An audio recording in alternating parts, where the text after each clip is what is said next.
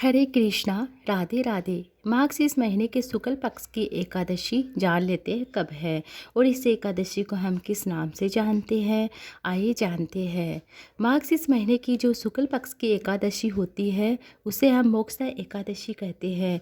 इस दिन भगवान श्री कृष्ण ने महाभारत के युद्ध में कुरुक्षेत्र में मैदान में अर्जुन को गीता का उपदेश दिया था, इसलिए इस दिन गीता जयंती भी मनाई जाती है। भगवान श्री कृष्ण और भगवान विष्णु की पूजा आज के दिन जरूर करें, अत्यंत सुफलों की प्राप्ति होती है। एकादशी के दिन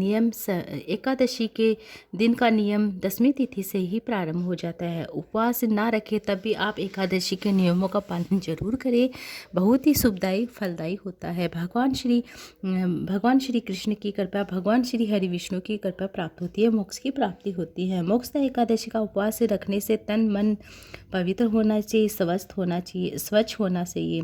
इस बार मोक्षदा एकादशी के दिन भद्रा का समय रहेगा। ऐसे में आपको बता रहे कि एकादशी का उपवास कब रखा जाएगा, पूजा करने के शुभ मुहूर्त कौन कौन से हैं, इस दिन कौन से शुभ योग भी बन रहे हैं। व्रत का पालन किस समय करना, व्रत का पालन कब खोलना है। एकादशी तिथि प्रारंभ हो रही 11 दिसंबर बुधवार को सुबह है 3:04 पर और सारा दिन एकादशी रहने के कारण 11 दिसंबर बुधवार की मध्य रात्रि देखा जाए तो यह 12 दिसंबर गुरुवार का समय होगा। मध्य रात्रि 1:09 पर सुबह के समय यानी बुधवार की मध्य रात्रि को एकादशी तिथि समाप्त हो जाएगी देर रात्रि तक, क्योंकि इस बार एकादशी तिथि केवल एक ही दिन है, इसलिए 11 दिसंबर बुधवार को ही एकादशी का व्रत रखा जाएगा। इसी दिन गीता जयंती मनाई जाएगी।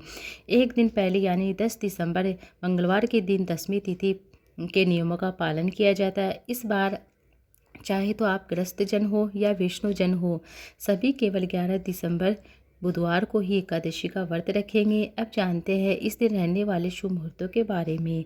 11 दिसंबर बुधवार को ब्रह्म मुहूर्त का समय रहेगा सुबह 5:26 से लेकर 6:14 के बीच में। ब्रह्म मुहूर्त का समय रहेगा 5:42 से लेकर 7:04 के बीच में। शाम की पूजा का समय रहेगा 5:02 से लेकर 6:47 के बीच में और राहु काल का समय रहेगा 12 से लेकर 1:30 के बीच में। राहु काल के समय में पूजा का पाठ या कोई भी शुभ कार्य नहीं किया जाता, बचना चाहिए क्योंकि अशुभ मुहूर्तों में गिना जाता है। इस बार एकादशी व्रत के दिन दोपहर 2:27 से भद्रा लग रही है, जो कि मध्य रात्रि 1:09 पर यह तिथि समाप्त हो जाएगी, क्योंकि इस बार भद्रा का जो वास हो रहा है वह स्वर्गलोक में है।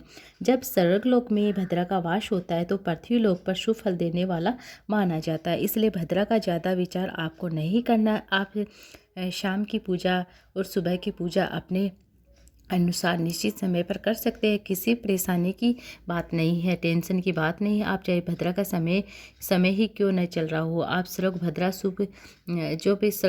शुभ फलदायी होती है तो आप पूजा कर सकते हैं।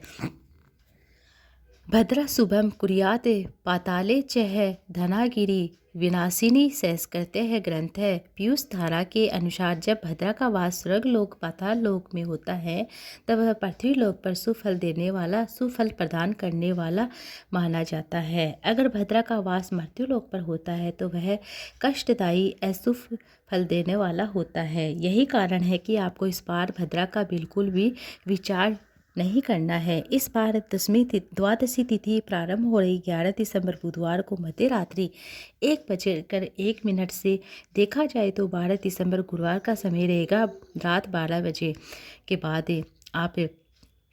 इसलिए आप बिल्कुल भी कन्फ्यूजन मत होइएगा समय के बारे में। द्वादशी तिथि लगते ही हरिवासर का समय शुरू हो जाता है। द्वादशी तिथि समाप्त हो जाएगी 12 दिसंबर गुरुवार को रात 10:02 पर और 12 दिसंबर गुरुवार को सूर्य उदय होगा सुबह 6:47 पर। सूर्यास्त शाम को 5:38 पर होगा और ब्रह्म मुहूर्त का समय रहेगा सुबह 5:26 से 6:01 के बीच में। इस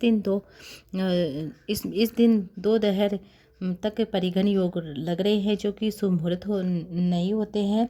आपको ध्यान रखना कि अगर आप घर बनाने से संबंधित कोई भी नया कार्य करने से संबंधित आप जानना चाहते हैं तो आप परिघ योग में ऐसा काम बिल्कुल ना करें, उस काम में आपको परेशानी आ सकती है। यदि आप करते हैं या बिल्कुल सारी बाधाएं आ सकती है, कष्ट भी आपको मिल सकता है। उसके बाद में शिव योग प्रारंभ हो रहा है, जो कि शुभ योग में माना जाता है।